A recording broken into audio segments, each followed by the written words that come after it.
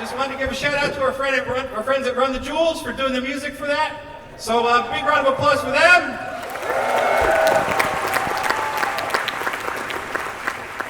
So thank you for coming. We've been waiting 80 years to do this panel, Tom. Yes, I can see nothing. We are completely blind. We are completely blinded. We know you're out there by how much noise you make and how much you clap. So my name is Cebulski, and I am the editor-in-chief at Marvel Comics. And I'm Brevoort, and I've been hanging around Marvel Comics for about 30 years doing whatever. And we're here today to kind of take you on a little journey through the history of Marvel over the last 80 years. For those of you who are new Marvel fans, for those of you that are dyed-in-the-wool Marvel people, we're hoping that we'll have a couple of stories that will entertain you about the past, that will show you the length and breadth of Marvel's long publishing history, and entertain you and teach you stuff. And then we have a gift for you at the end. A gift? A gift for coming out and spending time with us. Tom and I are old school Marvel fans. I'm sure you guys are too. One of the things we're doing here at D23, we are looking for the biggest Marvel superfans. So during this panel, we might have a couple trick questions. And if there is someone who knows the answer, maybe, there will be a very special additional bonus gift for you if you know the answer to some of our questions. All right? So like we said, we're fans, you're fans, this is a panel for the fans. We really don't consider this a panel, this for us is just a fireside chat. We're all just sitting around, talking about Marvel, talking about our 8 decades, the characters, the comics that we love so, so dearly. So, shall we get this kicked off? Yep. Let's do it. Oh, one other thing. This panel is being live streamed around the world. So let's give a big hello to our international Marvel Universe audience. Hello! Hola! Wherever you are in the world, thank you for tuning in, thank you for being a part of it, and thank you for making yours Marvel wherever you are. So, all right, why don't we start? Sit down. All right. Take a seat. Oh, that's comfy. Yep. So this isn't a bonus question or a trick question, but who knew the name of what the company for Marvel Comics was before we were called Marvel Comics? Timely, I heard it. I can't see it. This is going to be a problem. Yes. You're taking on faith. So, Timely Comics. Yeah, Marvel Comics started in 1939, 80 years ago. Hey, they brought the lights up. There you are. You look great. Have you lost weight? Oh yes, I have, Tom. Thank you. You're looking good. Marvel Comics began in 1939 as Timely Comics. The publisher was Martin Goodman. He had before that run a line of pulp magazines, which were fiction magazines that were all prose, and that were sort of the precursor to comic books. And comic books started taking off in the late 30s. And Martin thought it'd be a good idea to get in on this new medium. And so he did so by launching Marvel Comics #1, which came out on August 31st, 1939. That's this Saturday will be the actual birthday of Marvel Comics. Yes, 80 years this Saturday. So it's listed there on the cover of the comic, everyone can see. There were, in comic book form, there were 5 characters who were introduced in this comic, correct, Tom? Yes. And you want me to list them? Sure, okay. Go ahead. I can read them there too. Okay, well, no, we'll do this. We'll do this together. We'll work together as a team. Yep. We'll do this. Yes, there were 5 characters, original characters introduced in Marvel Comics #1. The cover character, as you see there, he looks a little different, a little weird even from the inside there, is the Human Torch. There was Namor the Submariner. There was the Angel, who was a union-suited detective. There was Kazar the Savage, who was a jungle hero. And there was you've lost the clicker. No, I've lost my water. Oh. That's okay. You can keep going. Okay, I'll keep talking. Right in front of me? Reach your right hand down. Right hand. All right. Give that man a prize. All right, the original Human Torch, the Submariner, the Angel, Kazar, the Savage, and the Masked Raider, who was a Western Lone Ranger kind of character. And for the most part, most of those characters, it was a different age, obviously, Right. have existed in some way, shape, or form throughout Marvel Comics history in our tapestry of continuity for the last 80 years. Yes, yeah, all those characters, while they've changed, while in certain cases, like the Human Torch, different people sort of inhabited those roles in later years, most everything that was introduced in Marvel Comics #1 is still somewhat relevant to the publishing world 80 years later. And in fact, Martin did this as a test case. He printed 80,000 copies with an October cover date and sent them out. He got the printing back, and it was a new printer. And the printer on the first printings did a terrible job. They were badly printed. They looked awful. And Martin thought, man, I'm going to lose my shirt on this. We're not doing this anymore. But he sent the 80,000 copies out, and they sold out instantly. And he went back and reprinted it the next month, which is the copies that you'll sometimes see with the October whited out and a November date over it. He printed 800,000. And those two sold really well. So all of a sudden, Timely Comics, Marvel Comics was an ongoing enterprise, was a thing that they were going to do.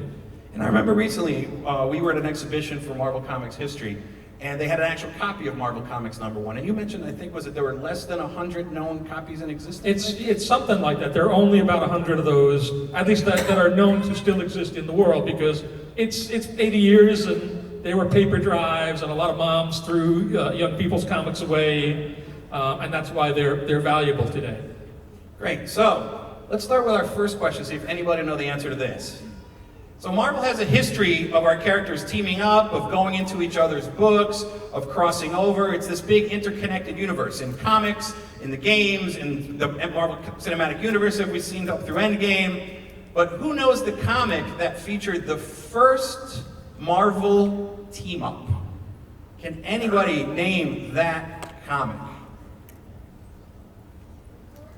No, Secret Wars comes later. We're going to be talking about that. Good guess, though. A little bit before Secret Wars. Fantastic Four? Spider-Verse, nope. Vaders, no, Vaders is close. It's a good guess. Fantastic Four. Nope.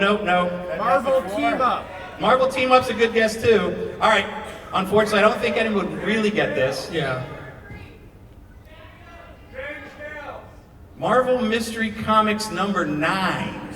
Yeah, Marvel Mystery Comics #9, they'd only done 9 issues of this comic, and this had an idea that seems like an obvious idea to us today because we've been doing it so long, but up till Marvel Mystery Comics #9, you never got characters from 2 separate series interacting.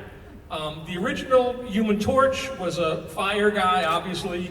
The original Submariner was a water-based hero and was kind of more of an anti-hero.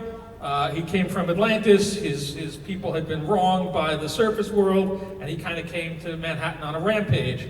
And so, as a big story stunt, Carl Burgos, who drew the Human Torch, and Bill Everett, who originated the Submariner, took the 2 characters and put them at odds with one another for 22 pages. And this was a huge sensation.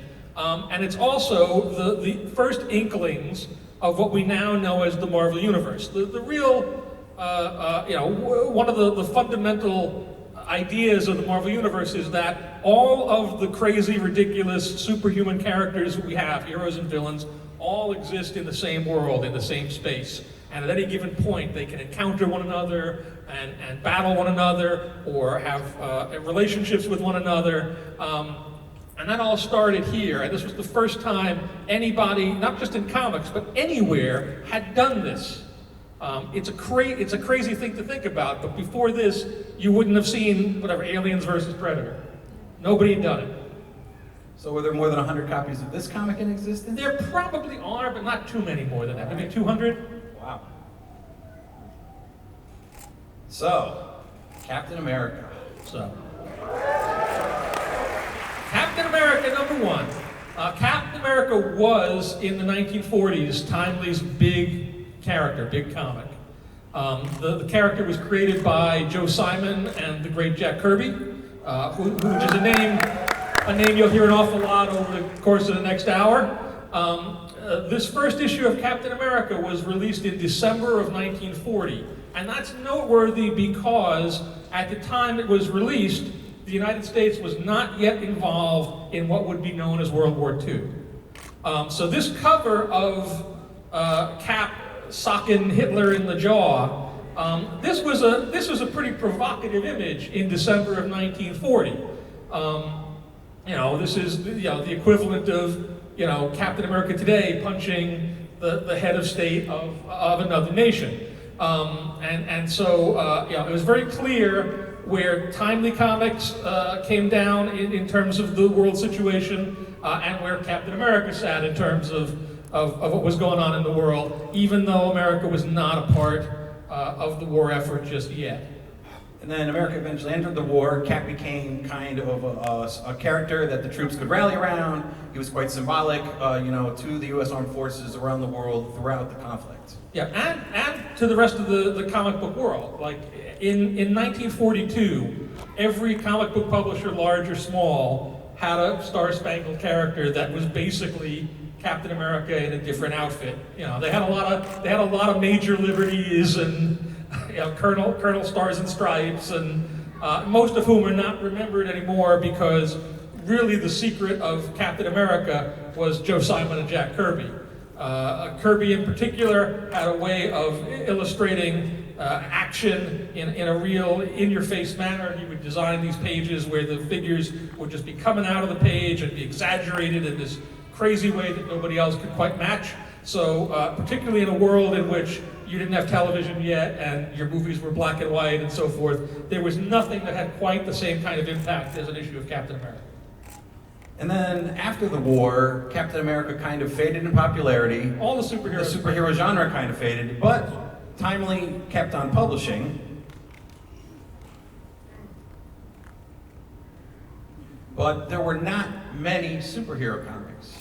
Yeah, throughout the end of the 40s into the 50s and 60s, as superheroes waned, Marvel, which was then largely known as Atlas Comics, developed all sorts of other genres. You see here there were humor comics and sort of science fiction monster comics and Western comics, war comics.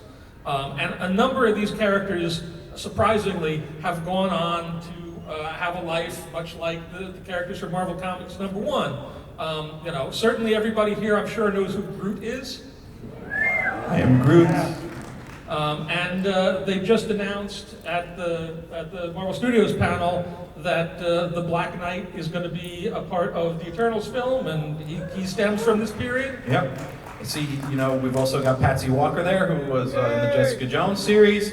Venus is in Agents of Atlas. So a lot of these characters, even though they weren't superhero comics, remained popular or were brought back to be a part of the continuing Marvel Universe to this day. Yeah, it's one of the beautiful things about the Marvel Universe is that we use the whole buffalo, and that even a thing that we come out with and we try and it doesn't quite click at that moment. There may be another moment years later where that idea, with a little twist or a little reimagining, becomes a huge success, and we'll get to some more of that as we go.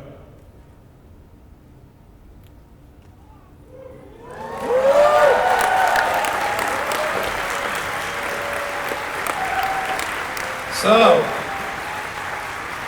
the men that made the comics, the reason that a lot of us are here today. Stan, Steve, I'm sorry, I'll say the full names. Do the full names. Of course. Stan Lee, Steve Ditko, Jack Kirby, and John Romita Sr. The pillars of what became to be known as the Marvel Age, the superhero age. Yeah. These guys, and they were more beyond, but these are sort of four of the bigger names that loom large in our world. In the 1960s, revolutionized the way comic book stories and superhero stories were told. And what they did, again, from a perspective of 2019, seems like super easy ideas. Like, of course you would do. Why wouldn't you do that? But it really has to be stated that it was completely revolutionary in 1961, 1962 when they were coming up with these characters. And what they did was very simple. Most superhero stories up to this point had basically been about the superheroes as costume figures, solving complicated mysteries and contending with villains and doing all of that stuff. But there wasn't a lot of depth to any of the characters. They were so interchangeable that, it used to be said that if you put all of the Justice League in an airplane and had the balloons with tails going to the airplane, not only couldn't you tell who was talking, it really didn't matter who was talking. And what Stan and Jack and Steve and later John did was make the comics about the people inside the costumes and about their problems and struggles, and give them feet of clay, give them problems that were similar to the problems that the audience had and that they could relate to. And bring a certain amount of self-knowing humor to the characters as well. They would be self-effacing, they wouldn't always like one another, they'd get in each other's face, they'd get on each other's nerves like CB and me, they wouldn't get along, and they were just a lot more colorful and vibrant. Because really what you were reading about wasn't Spider-Man, what you were reading about was Peter Parker, and every once in a while Peter Parker would put on tights and go fight the Vulture, but you were just as invested in whatever was going on in terms of his relationship with his Aunt May, or the girl he liked at school, or the bully that was giving him a hard time, or having to make the rent and sell photographs to Jonah Jameson, and that soap opera element. Again, it seems so obvious now, but it changed everything, and it led to kind of the Marvel revolution of comics. And those are tenets that we still abide by to this day when we make the comics or the games or the animation, or when Kevin Feige is producing the films. It's really, the names on the books and on the big screen when you go there is Spider-Man and Captain America and the Hulk. But at the core, the real reason these resonate with us is we're telling those stories about Peter Parker and about Steve Rogers and about Bruce Banner. And it's that humanity that really, grounds us as fans with the characters that we know and love. Now, as we get on to some more of the history, right? So Fantastic Four. Thank you. The first, what we think of as the Marvel Comics, was Fantastic Four #1. And Fantastic Four #1 was a response to DC having a very good selling book. DC was the big mainstay company in the early 60s, and they had a hugely successful title called Justice League of America, which was basically all of their superheroes together as a team. You may have seen stuff on them. And Martin Goodman, who at this point was kind of a trend chaser, you could tell from the years when he was doing mostly genre comics. Whenever, if war movies seemed to be in, he'd do a lot of war comics, and if science fiction movies were in, he'd do a lot of science fiction comics. So he found out that Justice League was selling really well, and he went to Stan Lee, who was his editor, and said, "Stan, Justice League is selling really well, we should do a book like Justice League." And the story has it that at this time, Stan had been working in comics for about 20 years. He was the editor at Timely. He had been since around 1942, and he was sort of churning through these sort of formulaic stories, and he was in his 40s. He just turned 40, 41, 42, and the business didn't seem like it was going anywhere, like it was a dying industry, and he wanted to get out, and he was trying to get a newspaper strip going or some other writing work, and he had not quite found another avenue to move into. And supposedly he was at home one night, bemoaning his lot in life to his wife Joan, and Joni said to him, "Well, look, Stan, why don't you just do a book the way you want to do it? Because the worst thing that'll happen is it won't sell, or Martin will fire you, and if he fires you, you want to quit anyway. What the heck? Give it a shot." And so, emboldened by this, Stan and Jack Kirby launched Fantastic Four, and rather than either bringing back the characters that they had from the 40s and so forth and doing the same old thing, they tried to approach this in the manner we talked about earlier, starting with the characters being interesting human beings first, and superheroes second. In fact, in this first issue of Fantastic Four, they don't even wear costumes. They're just in normal street clothes, as you can kind of see here. You know, their foibles, the fact that they didn't get along, the fact that there was some tragedy baked into them, and that the Thing had become a superhuman creature, but one for whom his power was a curse. He couldn't live a normal life because he was a big green rock monster. Orange rock monster. Give that man a comic. Smarter than I am. No prize. No prize. No prize. You know, these were all things that were suddenly very exciting to people, and the fact that the stories began to start to connect issue by issue. And this is such an iconic cover that most of us know, you know, for most of our lives as Marvel fans. And when we're planning our 80th anniversary, we were talking about telling stories that hadn't been told before. And when you leave and you get Marvel Comics 1000 today, you're going to read it and see there's a great tale in there about some of the backdrop of the Marvel Universe. But the one story we talked about has ever been told, and I think you think has it, is if the Fantastic Four here is fighting a big green monster, who tied up Reed Richards? And we talked about maybe we should tell that story, but we never got around to it. No, we haven't. We haven't figured it out yet. And then Fantastic Four came out, was a hit. Yep. Stan and Jack had a hit on their hands. So Mark said, make more, correct? Yes, yes. And so this guy that we are legally prevented from mentioning, Spider-Man. Spider-Man came about in 1962.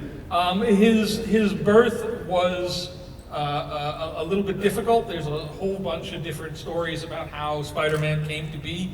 But you know, what we can sort of settle on for certain is this.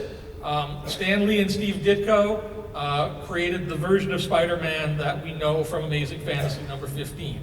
Peter Parker, he's a young kid, kind of on the bookish, nerdy side, not very popular in school, goes to a demonstration, science demonstration, where a spider is irradiated, gets bitten by the spider, gains the powers of the spider, decides this is it, this is my ticket to fame and fortune, goes out to seek his way in the world as a performer, has a moment where all of this celebrity goes to his head, and rather than doing the right thing and stopping a burglar who is fleeing the scene, he lets the guy go because he's kind of full of himself. That burglar goes on to kill his Uncle Ben, and he learns that with the great power that he's been given, there must also come great responsibility. Spider-Man debuted in Amazing Fantasy 15. He was intended to be the regular feature in Amazing Fantasy, but they canceled the book. And they canceled the book based on the sales of the previous 14 issues.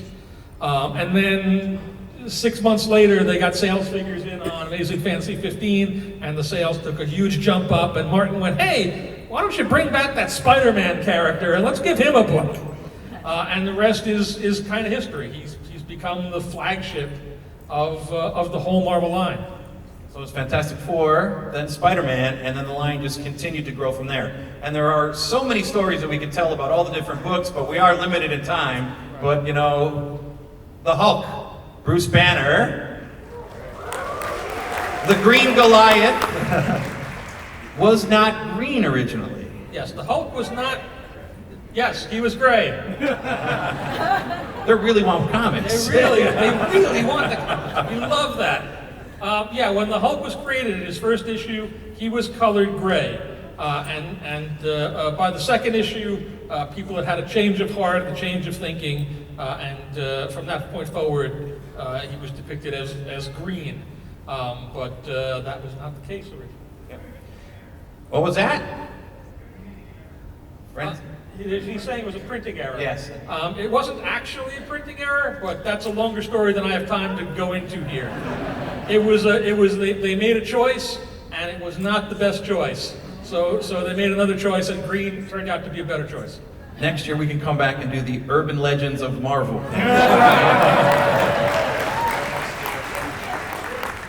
So, Stan and Jack and Steve and John and Wally and Joe and all the guys who came in started building what we know as the Marvel Universe. And one of the terms that Stan coined for that was that Marvel was the world outside your window. You want to explain a little bit about it, or?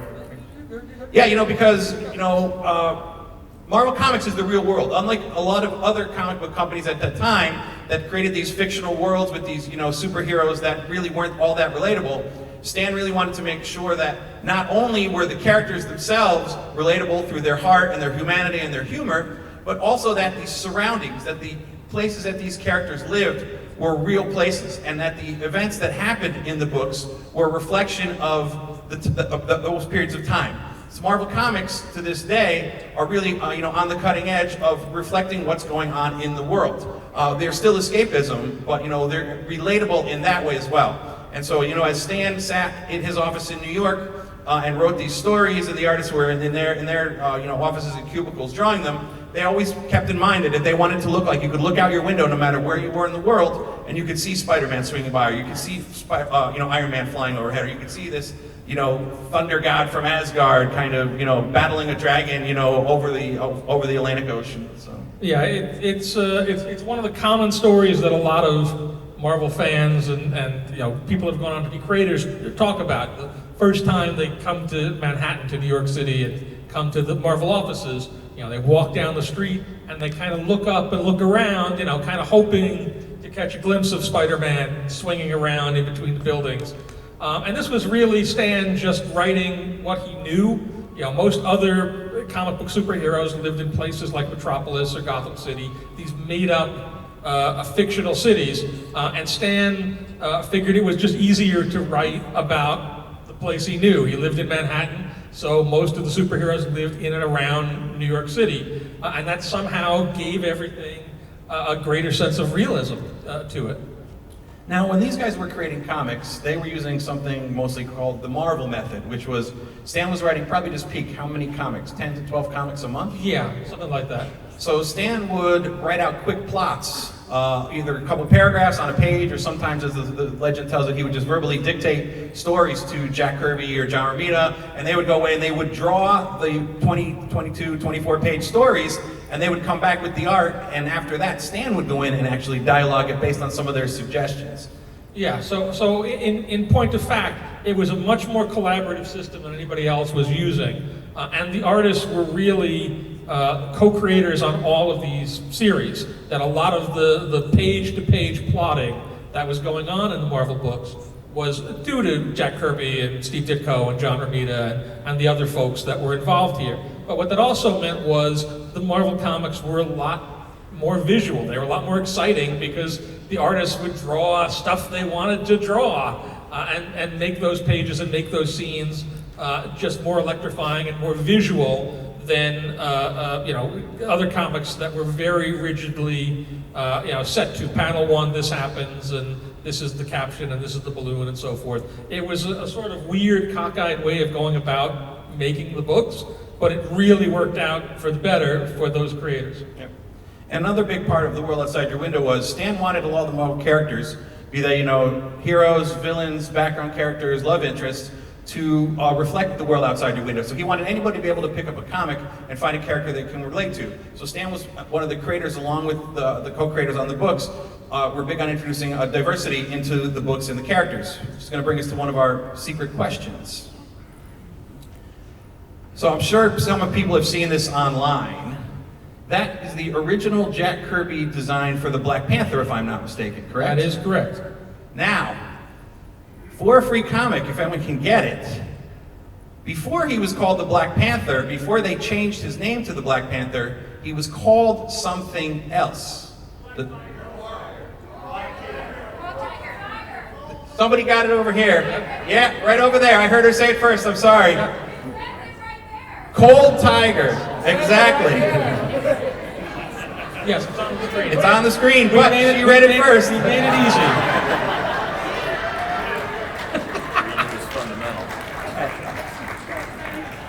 So, the Black Panther as we know him, Prince T'Challa, was originally the Cold Tiger who looked like that, but he was changed to the design that we know and love in the Fantastic Four. Yeah, this was in 1966. Having a black superhero in 1966 was a fairly revolutionary thing. Again, it's kind of impossible to really think about that these days, but it was true. And in fact, there was such concern about the introduction of this and what this might do to the sales of this issue of Fantastic Four, in southern states or whatnot, that this is the whole reason that the Panther's costume was changed and he got the full cat face mask, is so that on that first appearance cover, he looks cool, but you can't tell what his ethnicity is. Again, it worked out. He looks great. It was a great moment. But there's a little underbelly to it that's not as wonderful. Yeah. And as you know, Black Panther T'Challa has gone on to be worldly recognized, one of the greatest movies that Marvel has produced last year. And if you weren't at the panel earlier today, they just announced Black Panther 2 for May 6th, 2022. And along that time, along the same theme of the world outside your window, Marvel Comics reflected some of the problems that were going on, in American society at that point. Who remembers this? Anyone? The growing drug problem in America back then. It was the 60s. This issue is actually noteworthy because if you look at that Spider-Man cover on the left, in the upper right corner, there is no Comics Code Authority seal. The Comics Code Authority used to be the sort of self-censorship body that the comics had in order to keep everything clean and above board.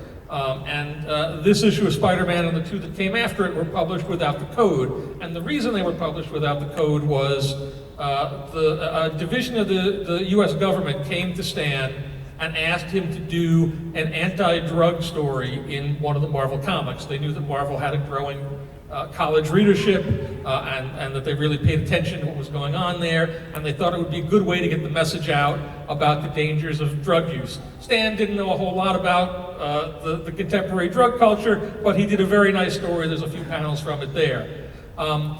Unfortunately, the Comics Code stipulated that any mention of drugs was forbidden, and they rejected the story. And Stan went to them along with Martin Goodman and said, but the government asked us to do this, and the code said, nope, it's against the code, we won't. And they went ahead and published it anyway, which was a fairly brave thing to do because they didn't know if they'd get distribution, if they were going to have any kind of blowback on this. And as it turned out, again, they got a lot of good publicity and write-ups. And after this, the code was revised to sort of bring it up to date in the late 60s and early 70s, and to make stuff like doing a drug story that was an anti-drug story, making that allowable under the rules of the code. And we stopped using the comic code when? Early 2000s or late 1990s? It's the early 2000s, around 2001. Yep. So there is no comics code now, they're gone.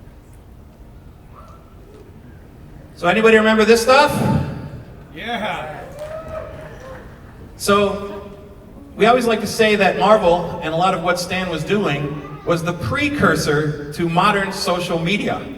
And you might laugh when I say that, but I think we truly do believe that, because Stan was one of the first people to go in there and really pull back the curtain and have a direct dialogue with fans in so many different ways.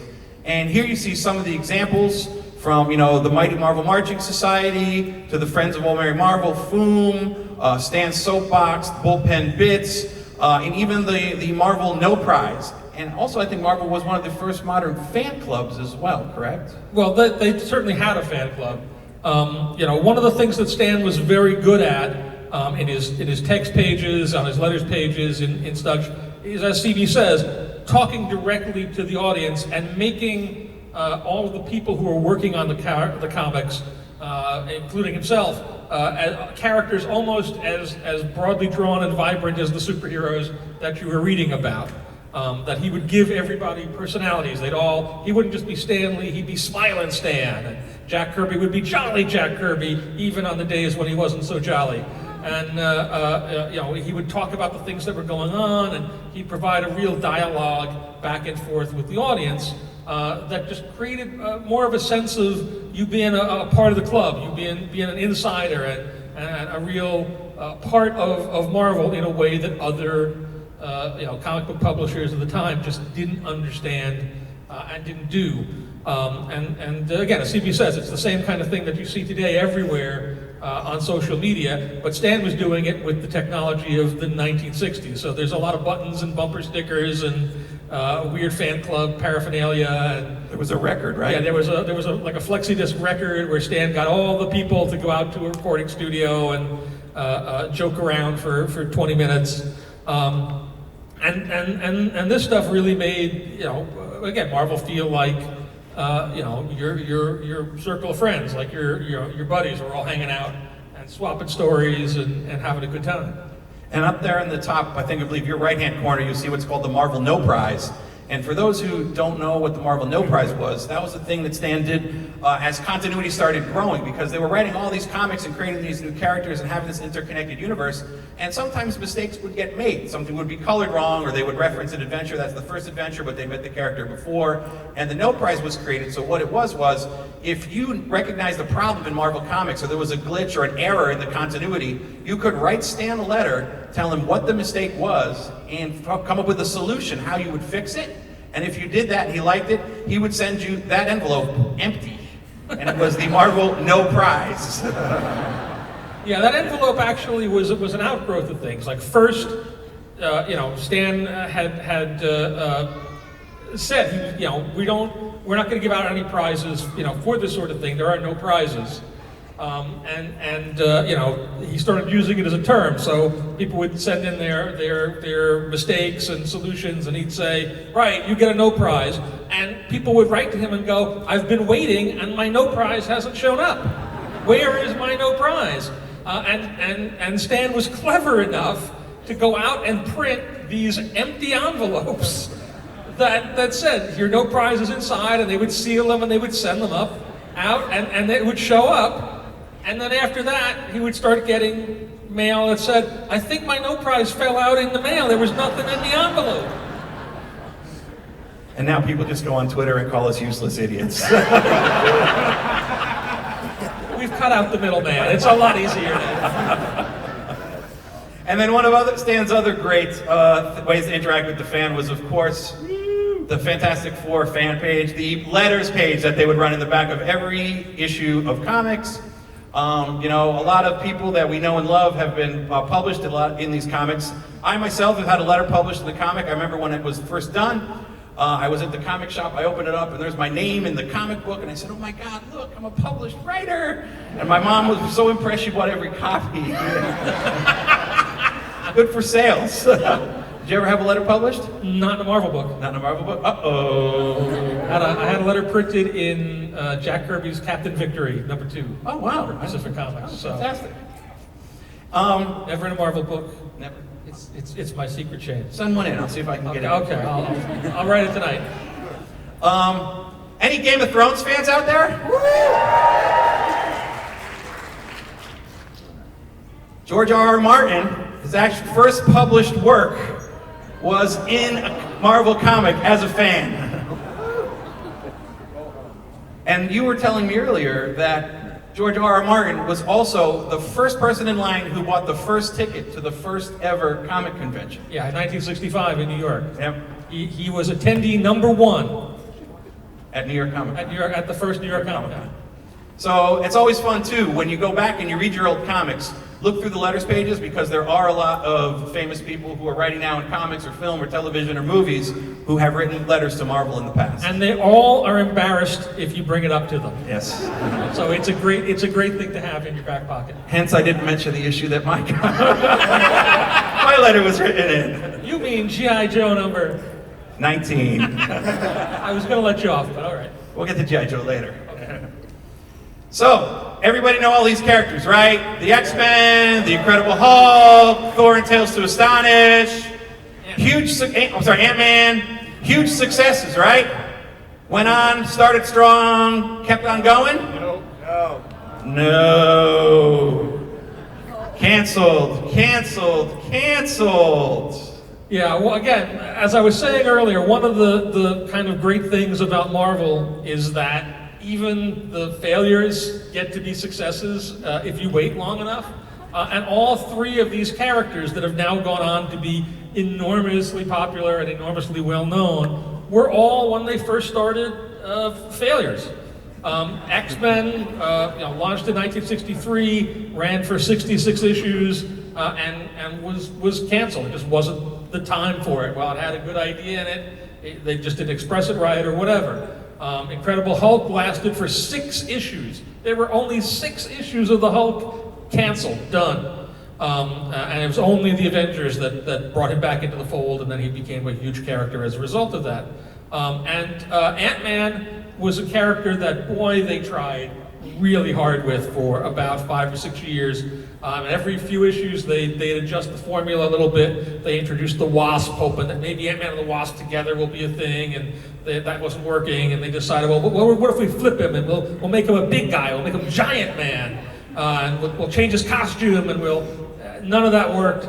Canceled, went away. If you talk to anybody in like 1966 and said, there are going to be 2 enormous Ant-Man movies, they would have had you committed instantly. And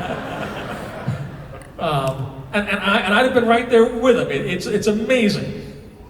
But as Tom said, sometimes you have to fall down before you can get back up. Failures sometimes become the greatest of successes, as was the case with the X-Men. Yeah, the all-new X-Men, who are the much more well-known these days and recognizable X-Men, were launched in 1975. X-Men had been gone for about half a decade at that point. And the way this version of X-Men came about was Marvel's president at the time was a guy named Al Landau, and Al Landau had gotten into the business by selling, agenting the rights to reprint Marvel Comics overseas in different territories. That's where he had made his money. So when he came in as Marvel's president, he suggested we should do a comic that has characters from all of these other countries in it, and I bet we could sell a lot of copies in all of those places. And so they decided to bring the X-Men back and to make them an international team. But unfortunately, the communication was a little bad because the specific characters and the specific nations that they came from weren't, in almost any case, the places where we were selling our comics overseas. So, but, X-Men was a huge phenomenon. Len Wein and Dave Cockrum did Giant Size X-Men 1. Len was very quickly succeeded by Chris Claremont, who went on to write X-Men for 17 years and really set the template for those characters. Dave was followed up by a number of great illustrators, John Byrne and Paul Smith and John Romita Jr. And X-Men was the most popular franchise in comics for about 25, 30 years. Yep. And I've been an X-Men reader my whole life, and I thought I knew most of the stuff and most of the stories about the X-Men. But speaking of those urban legends, you told me the story that I've asked maybe you could retell it here about Wolverine's arms and Colossus's pants. Oh yeah, two little weird X-Men facts. One of these actually had to do with the comics code. When it came to Wolverine, for some reason, and I don't understand it myself, they would not allow Wolverine to have arm hair when he was in costume. So as you see here on the right, he's clean shaven. On the left, you take his shirt off, he's got hair everywhere.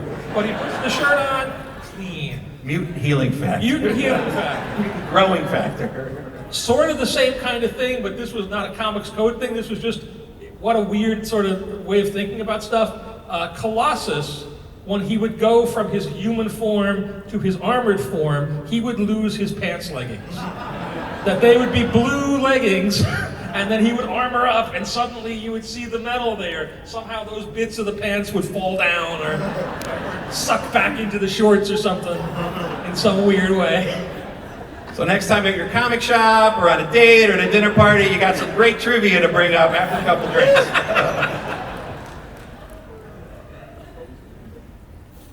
Now, moving on, other kind of controversial things that were happening in comics at the time, kind of other firsts. You know, the death of Gwen Stacy, which was one that was quite controversial because it was not the first time a character died in comics, but the first time a major character really passed away, and there was a huge fan outcry about this. Yeah, this was a big deal, you know, nowadays people know Gwen best from her appearances in the various Spider-Man films, but Gwen had been Peter Parker's longtime girlfriend in Spider-Man, you know, since the very early '60s, and the fact that she you know, was killed off in this fashion was shocking to people.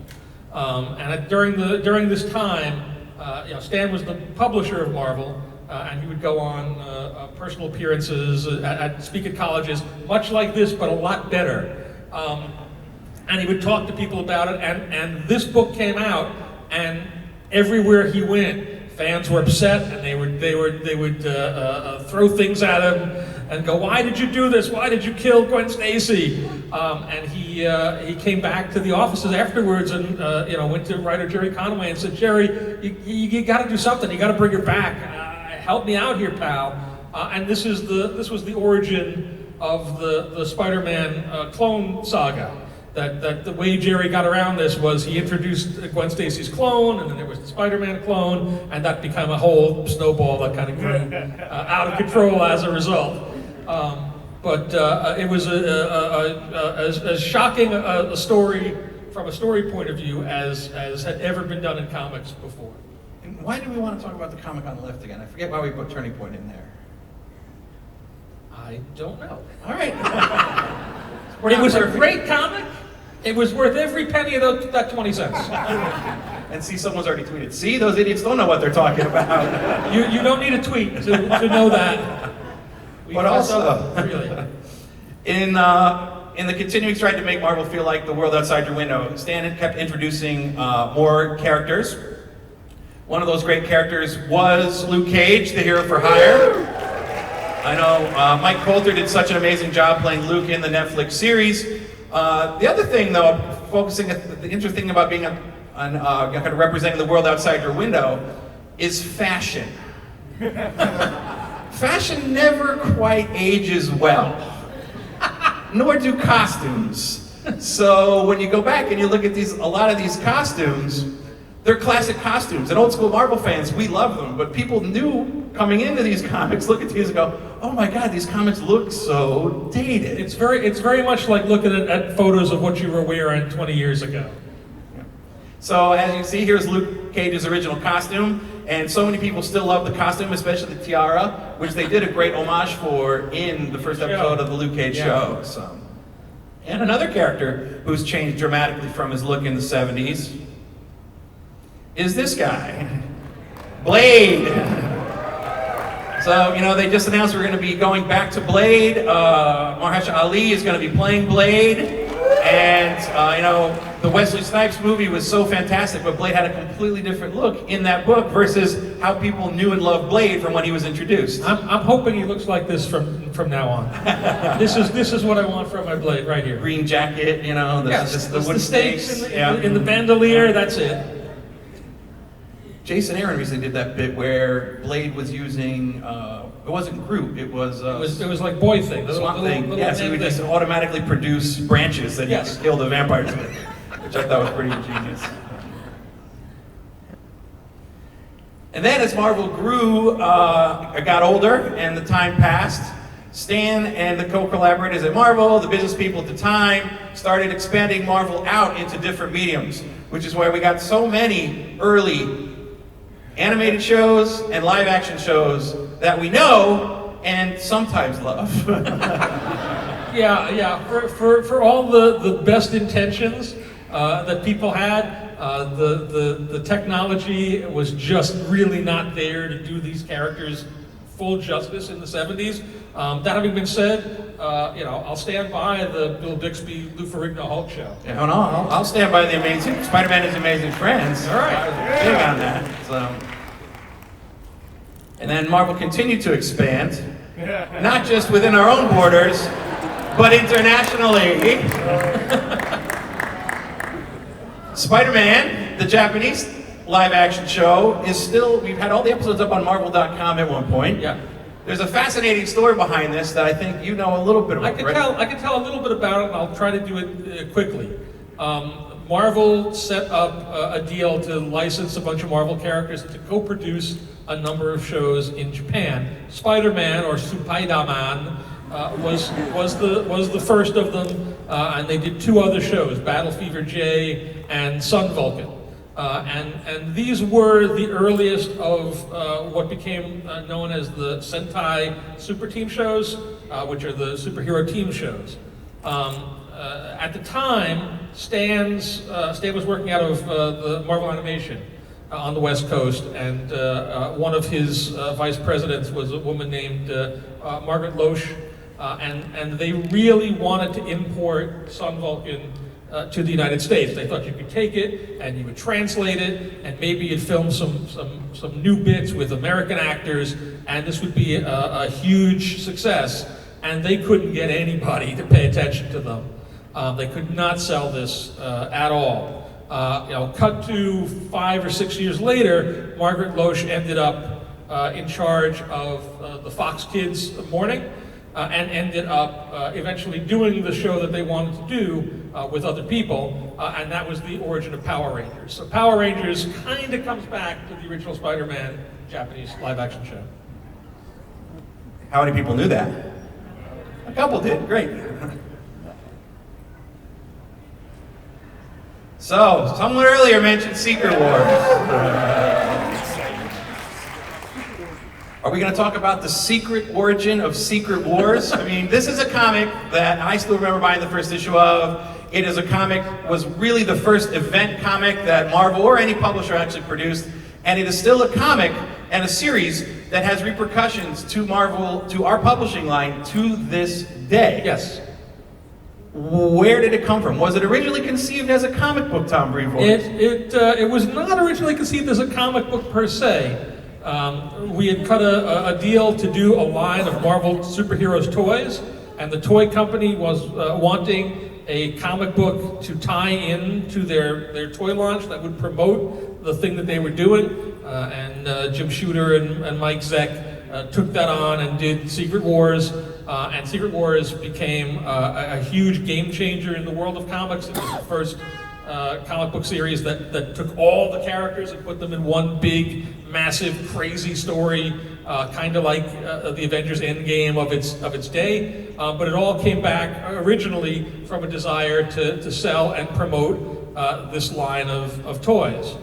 And it's interesting because while this did start as a toy line, it went on to become one of the most iconic comic book series. And it reflects one of the sayings that Stan used to have is great characters and great creators equals great comics.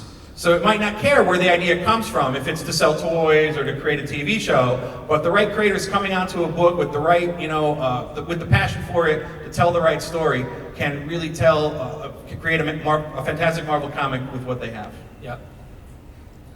And one of the big things that came out of Marvel Secret Wars was this change to Spider-Man's costume. The idea behind Secret Wars is all the heroes would go off onto this adventure on this far-off battle world, and they'd all come back somewhat different. And the biggest change was that Spider-Man was going to have this black costume. And this idea was debuted, and Jim Shooter came up with it and thought, this is great, everybody will love this. We'll have a new Spider-Man, and all of the licensing partners went, what are you doing? You're changing Spider-Man. Spider-Man's our best seller. We sell so much Spider-Man stuff. You can't do this, Jim. So they ended up only intending to keep the costume for the duration of Secret Wars. That in Spider-Man, at the end of Secret Wars, Spider-Man decides, he realizes that the costume is alive and it's an alien symbiote that's bonding to him, and he throws it away and puts his old suit back on. But as soon as the book started coming out, they were enormously popular. And as soon as the licensors found out about it, they suddenly were getting requests from all of their accounts going, we want the new Spider-Man too. And they were like, we have 2 Spider-Man we can sell now. That's twice as good. You gotta do more of this, Jim. And so the black costume ended up sticking around and being a regular thing, and leading to its evolution into Venom. The big Spider-Man villain of the late 90s, late 80s, and all through the 90s and 2000s. Exactly. And you know, a lot of people don't know, speaking of toys, that Marvel originally back in the day, especially in the early 80s, told a lot of stories with licensed properties. And not just did we create comics for these toy companies like Hasbro and G.I. Joe, but a lot of the storylines for those two properties particularly were developed by Marvel. You might have seen this on Hasbro, or I'm sorry, on Netflix, The Toys That Made Us. Yeah. They've gone really into detail on this, but you know, there were comic book creators that were hired through Marvel to create these kind of histories that went on to popularize the toy lines. Yeah. Before Star Wars came out, George Lucas and the folks behind Star Wars were worried that it wasn't maybe gonna hit, which is a crazy thing to think about today too. And one of the things that they wanted was they wanted there to be a Marvel Comics adaptation that came out before the film to kind of prime the pump and get people excited and understanding what their movie was about. And so there was a deal cut, and Marvel started doing Star Wars comics. And the first 2 or 3 issues came out before the film even opened. And these turned out to be the most successful comics Marvel ever published in the 70s. They went through multiple printings, they were reissued as treasury editions and digests and paperback books, and literally Star Wars as a comic saved Marvel at a time when not a lot of comics were selling very well. The sales of just those Star Wars movie comics brought enough money to keep Marvel going. Yeah, and recently, it was about 5 years ago, Star Wars came back to Marvel, which was great. And then last year, Conan, which was a comic that we published for years back in the 70s, was relaunched at Marvel with Jason Aaron, Mahmoud Asrar, and Matt Wilson. Has been phenomenally for us. It's led to a number of different series.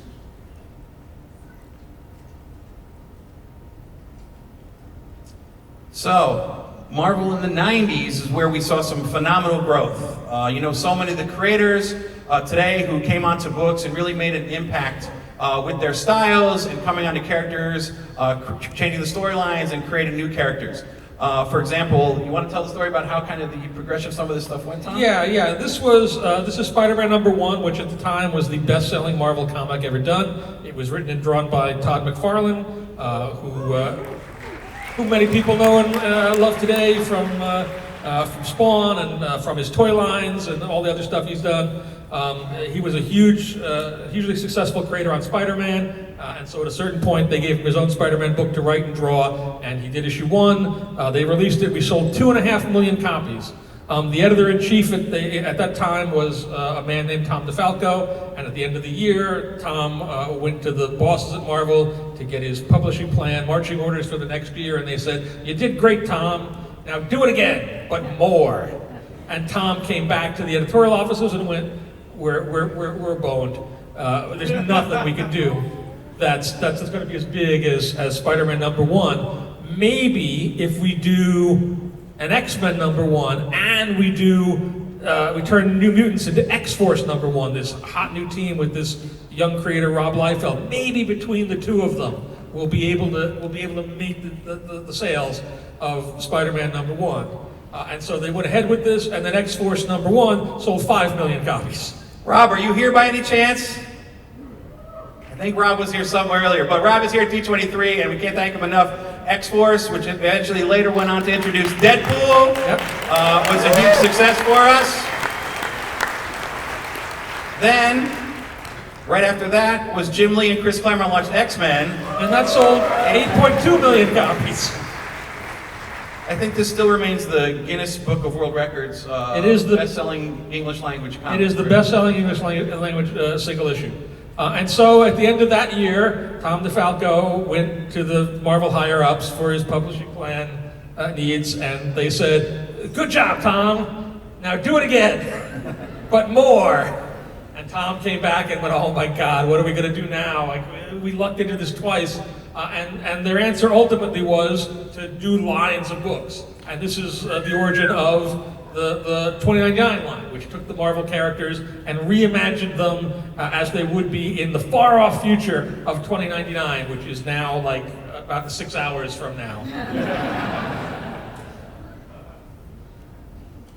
And Carnage was another character.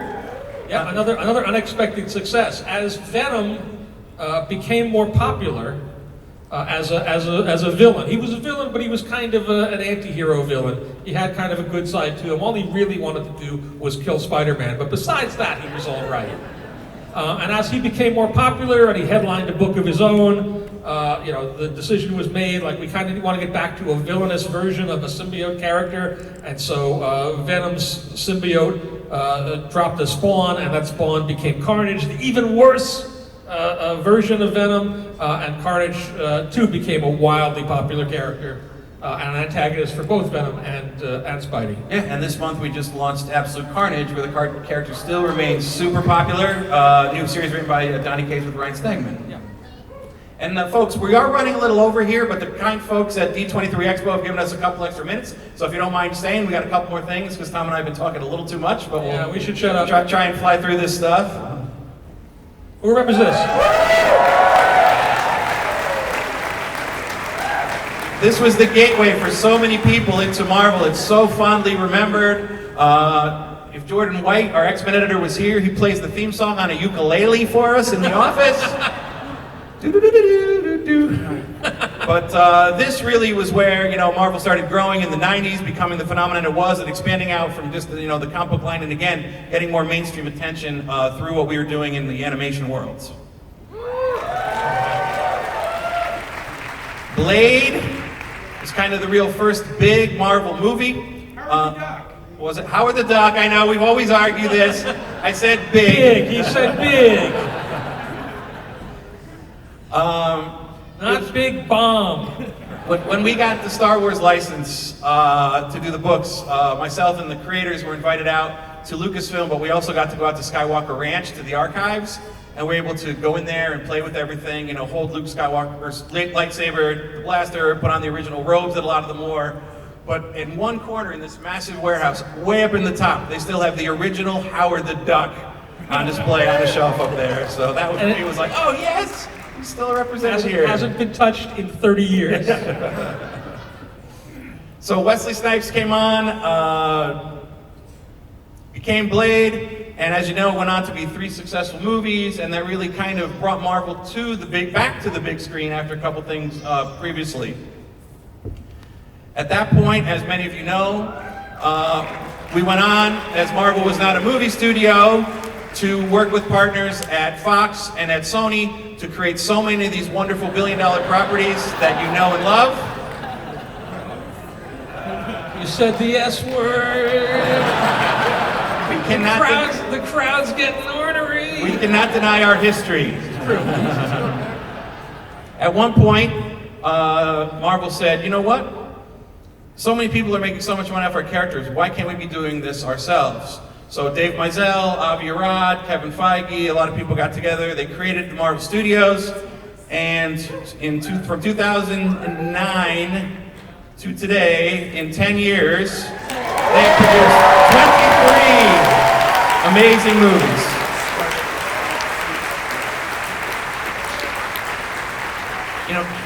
Kevin was such a genius in what he's done, in that he's taken the interconnected tapestry, the shared universe theory, and brought that to film, which again, we really had not seen before as it crossed over movies. And it's a testament to what Kevin and his team have done, in that we also haven't seen it since he started doing this. That, you read any of the trades or all the talk about movies, and everybody talks about the interconnected universe that they're going to have, and because they don't build it from the ground up in the way that the Marvel Studios team did, starting small with Iron Man and Hulk and Iron Man 2, Thor, Captain America, to eventually get to Avengers. Those things have not worked out for anybody else. So it really is a staggering a run of phenomenally successful movies. And a lot of times during this panel today we said, when you look back, it was a crazy idea, but I still remember in 2007 when they had announced that we were going to be doing Marvel Studios, we said we were going to be launching with an Iron Man movie, and people were like, what? Iron Man? Yeah. Marvel's crazy. He's a C-list character at best. They can't do anything with Tony Stark. Yeah, if you read all the newspaper clippings from back in the day, they were like, oh, Marvel Studios, all they got left is the junk characters. They gave all the good characters away, and this just shows there are no bad characters. There's good storytelling, and good storytelling triumphs over everything. You can take characters that failed in the 60s and make them enormously successful in the modern day if you have the right story and the right creators and the right talent. You know, Marvel's just the context that's the lens through which these stories are told. And the other great part about what the Marvel Cinematic does is it brings so many different genres. They're not just superhero movies. They're superheroes starring in genre movies. You look at Guardians of the Galaxy, it's sci-fi. You know, Ant-Man's almost a heist movie, a romantic comedy. Captain America, Winter Soldier is really a spy thriller. You know, and the list goes on and on and on. And it's that music, that magic that's going to keep this going. They are superheroes that live in this movie, but they are not just movies solely about superheroes.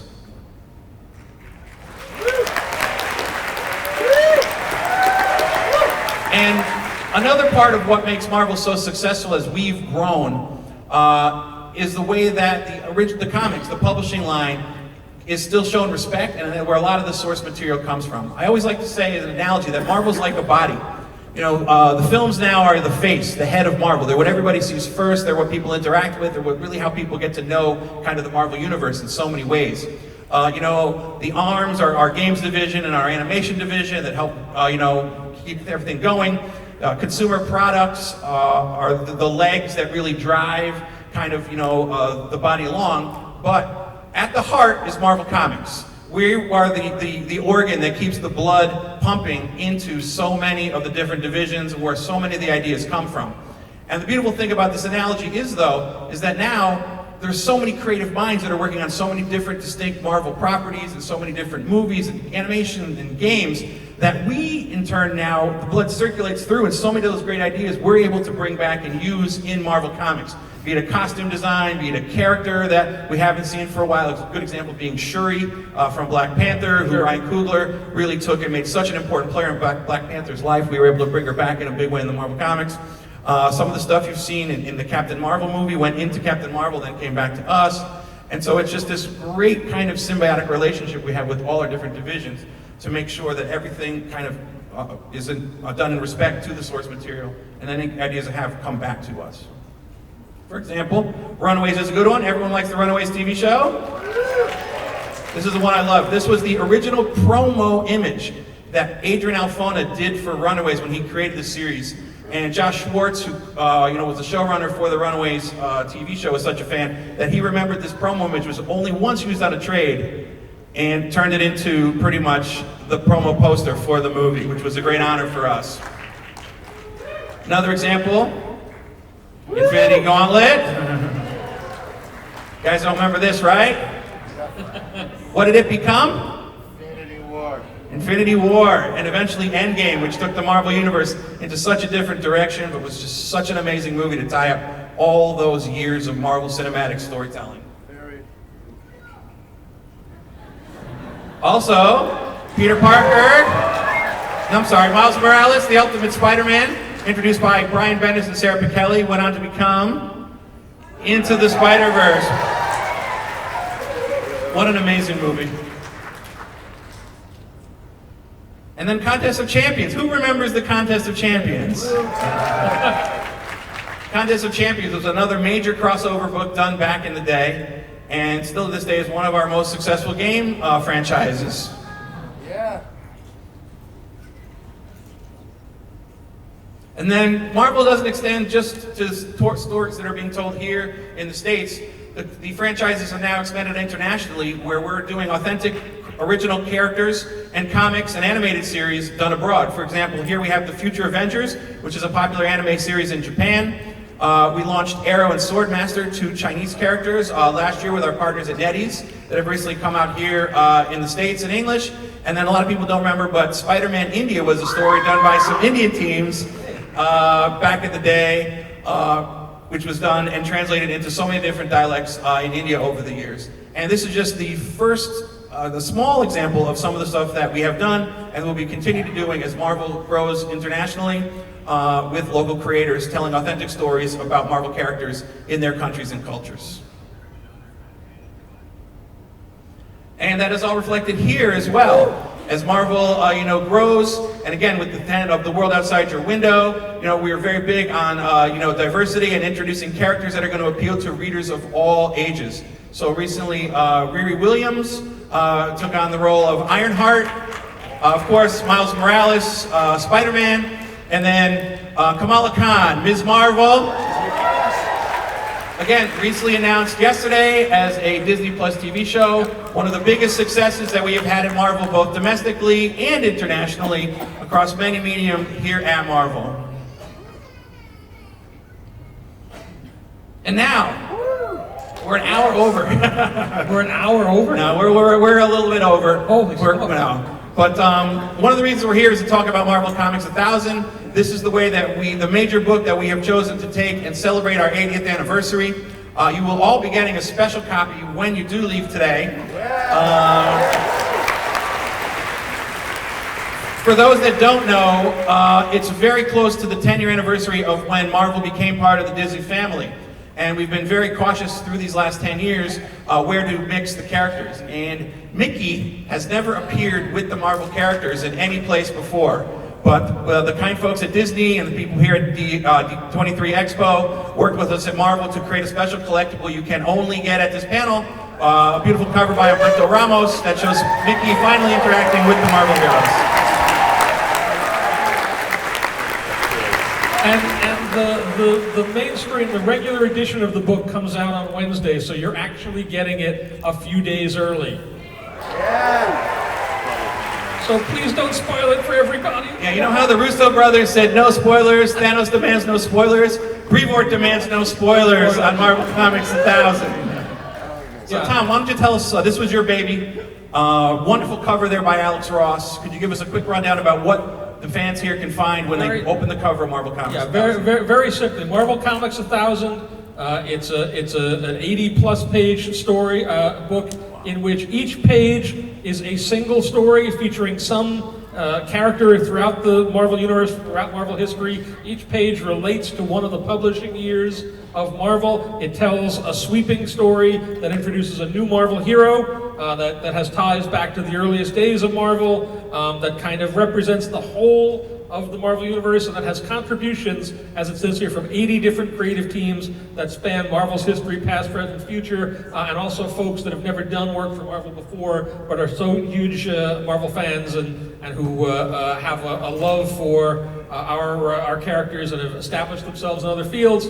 that have contributed here for the first time.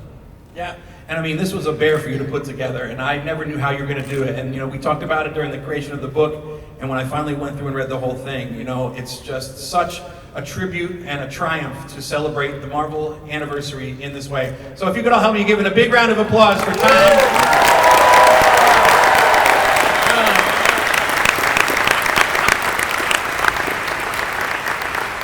There are just so many characters, past, present, and future, who are going to appear in here, you know, from, you know, I don't want to spoil too much, from characters in the past, but if you're fans of America, or Kamala Khan, or Spider-Man, or She-Hulk, or the Black Knight, you know, everybody's going to show up in this book in some way, shape, or form at some point. And the one thing I would recommend is, this comic you are going to want to read twice, because you're going to read it through, and you're going to get to the end, you're going to go, oh, I get it now, and then you're going to want to instantly go back to page 1 and read it all again, because it is such an enjoyable comic. So when you leave today, this is the cover that you will be getting.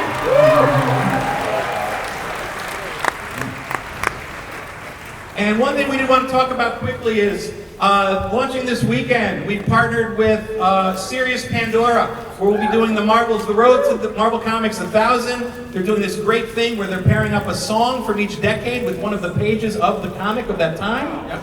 They'll have, there's a whole thing, a whole program has been devised there where tracks have been pulled from a wide variety of musicians going back to 1939 that reflect to the book, so it kind of adds a multimedia experience to reading the thing.